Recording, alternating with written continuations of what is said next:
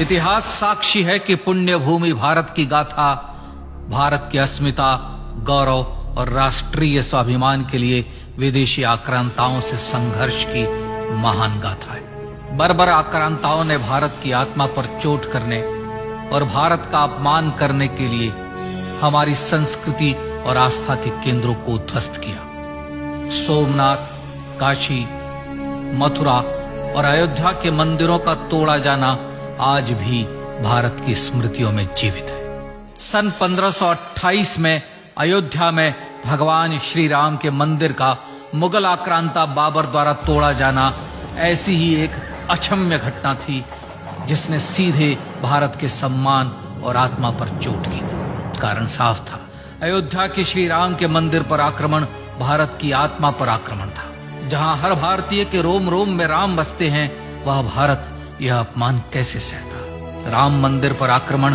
भारत को आहत कर गया था। विदेशी हमलावर अपनी बर्बरता दिखाते गए और भारत अपने आत्मगौरव को फिर से पाने के लिए संघर्ष करता रहा।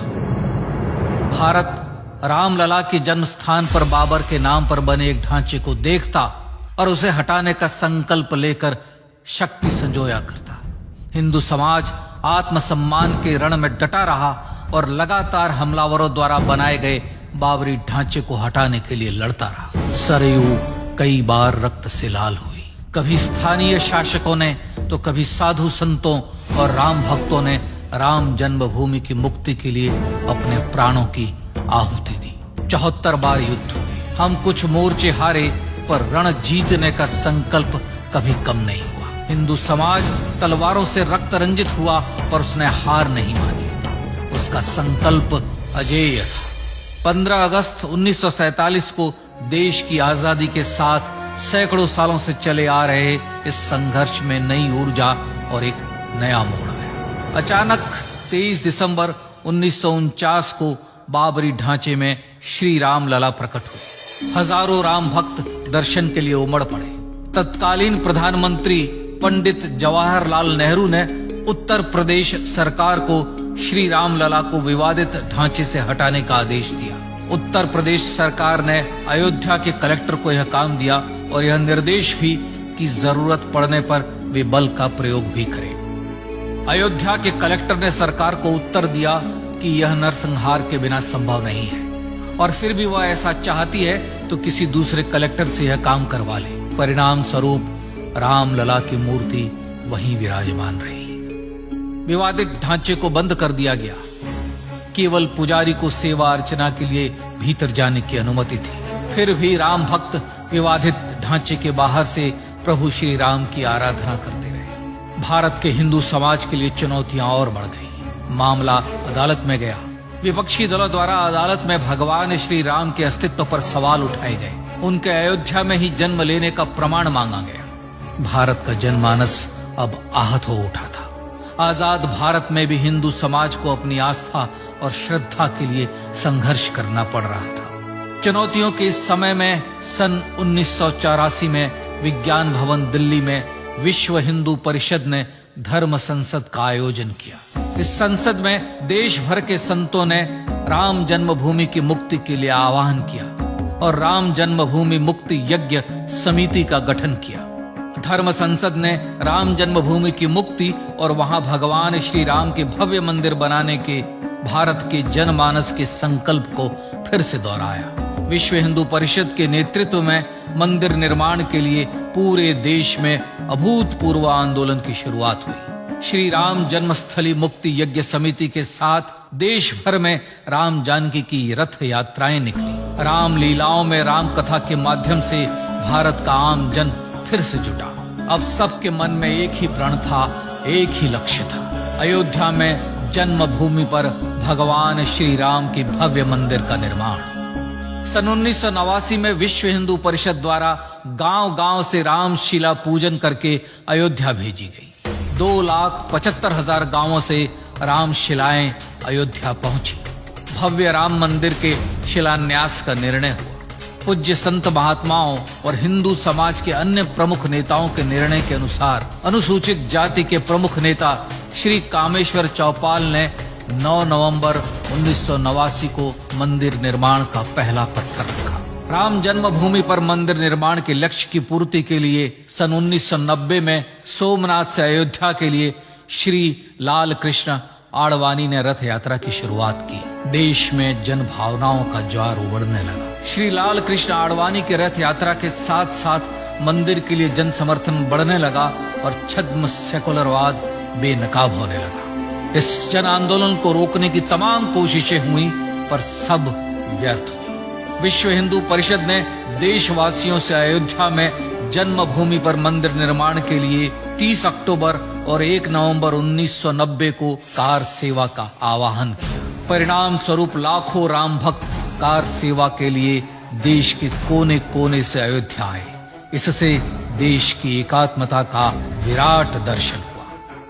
कार सेवकों को रोकने के लिए उत्तर प्रदेश के तत्कालीन मुख्यमंत्री श्री मुलायम सिंह यादव ने अयोध्या में परिंदे को भी पर न मारने देने की घोषणा की। स्थितियां गंभीर हो गई। अयोध्या से 200 किलोमीटर दूर रेलगाड़ियां रोक दी गई। अयोध्या युद्ध भूमि बना दी गई। मार्ग बंद, रेल बंद, चप्पे चप्पे पर पुलिस। अयोध्या सैनिक छावनी में बदल गई। राम नाम पर ऐसी पाबंदी कि अर्थी ले जा रहे लोगों तक को रोका गया क्योंकि वे राम नाम सत्य कह रहे थे। लेकिन सैकड़ों किलोमीटर की यात्रा कर कार सेवक अयोध्या पहुंचने लगे। राम के गीत गाते, होठों पर हंसी और पांव में छाले लिए राम काज के लिए राम भक्त देश विदेश से अयोध्या पहुंच ही गए। कार सेवकों पर गोलियां चली। अनेक कार सेवक शहीद हुए।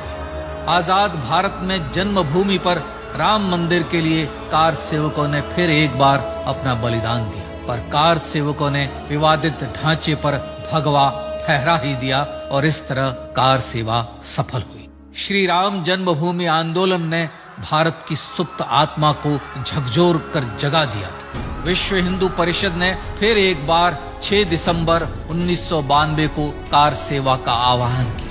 राम भक्तों को कार सेवा करने देने के लिए अदालत में प्रार्थना की गई, पर अदालत ने कोई निर्णय नहीं दिया। परिणाम स्वरूप बौद्ध, जैन, सिख, स्वामीनारायण संप्रदाय, गायत्री परिवार, हर पंथ मत विचार के हिंदू एकत्र हो गए। छूत अछूत का भेद मिटा, जाति की पहचान मिटी। हम सब हिंदू, हम सब सिंधु बन गए। राम सिंधु में ज्वार उठा और देखते ही देखते 6 दिसंबर 1992 को श्री राम जन्मभूमि से बाबरी ढांचा सदा के लिए हट गया।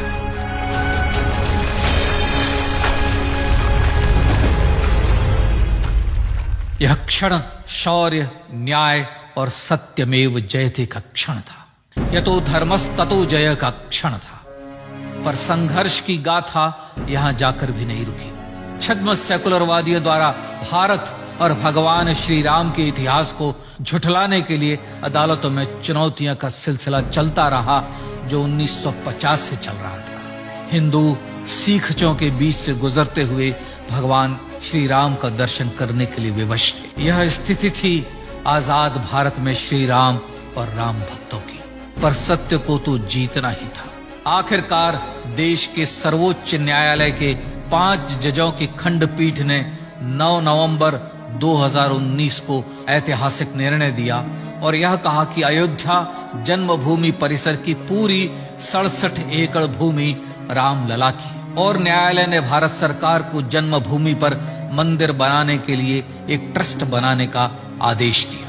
सर्वोच्च न्यायालय के आदेश के अनुसार भारत सरकार ने 5 फरवरी 2020 को श्री राम जन्मभूमि तीर्थ क्षेत्र नाम के ट्रस्ट का गठन किया और राम जन्मभूमि न्यास की भूमि जो सरकार द्वारा अधिग्रहित की गई थी, उसे ही नवनिर्मित न्यास को वापस दे दिया गया। 5 अगस्त 2020 को भारत के प्रधानमंत्री श्री नरेंद्र मोदी ने श्री राम जन्मभूमि तीर्थ क्षेत्र के अध्यक्ष पूज्य महंत नृत्य गोपाल दास, राष्ट्रीय स्वयंसेवक संघ के पूज्य सरसंघ चालक डॉक्टर मोहन भागवत एवं उत्तर प्रदेश के मुख्यमंत्री श्री योगी आदित्यनाथ की उपस्थिति में श्री राम जन्मभूमि पर भगवान श्री राम के भव्य मंदिर के लिए भूमि पूजन कर निर्माण कार्य का शुभारंभ किया। इस तरह लगभग 500 वर्षों से राम जन्मभूमि की मुक्ति के संघर्ष का पटाक्षेप हुआ।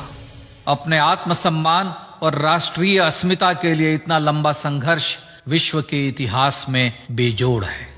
श्री राम भारत की आत्मा, भारत की परिभाषा, हमारे राष्ट्रीय आदर्शों और जीवन मूल्यों के प्रतिनिधि मर्यादा पुरुषोत्तम हैं, जो हर हिंदू के होठों पर जन्म से मृत्यु तक रहे। बस यही हर हृदय में प्रार्थना होती है। राम भारतीय राष्ट्रीय स्वाभिमान और आसेतु हिमालय से समुद्र पर्यंत तक जन जन को एकात्मता के बंधन में बांधने वाले रक्षा सूत्र है। अयोध्या स्थित श्री राम जन्मभूमि पर बाबर का हमला वास्तव में भारत के स्वाभिमान और राष्ट्रीयता पर हमला था। प्रधानमंत्री श्री नरेंद्र मोदी द्वारा श्री राम जन्मभूमि पर राम मंदिर का पुनः निर्माण न केवल बाबरी मानसिकता का पराभव है, बल्कि संपन्न, सुखी, सुसंस्कृत, सर्वशक्ति संपन्न स्वराष्ट्र का सूर्योदय भी है। यह उस राम राज्य की दिशा में वह कदम है जिसकी अभिलाषा राज राजेंद्र चोल, कृष्णदेव राय, छत्रपति शिवाजी महाराज से लेकर महात्मा गांधी तक ने की थी। अयोध्या में जन्मभूमि पर भगवान श्री राम का मंदिर न सिर्फ राष्ट्रीय गौरव होगा, बल्कि वह श्री राम के आदर्शों का राष्ट्र मंदिर होगा। अब वह महान संकल्प पूरा होने जा रहा है। आइए इस राम यज्ञ, राष्ट्र यज्ञ में जिन ज्ञात और अज्ञात भारतीयों ने अपनी आत्माहुति दी है, उनका पुण्य स्मरण कर उन्हें श्रद्धांजलि दी।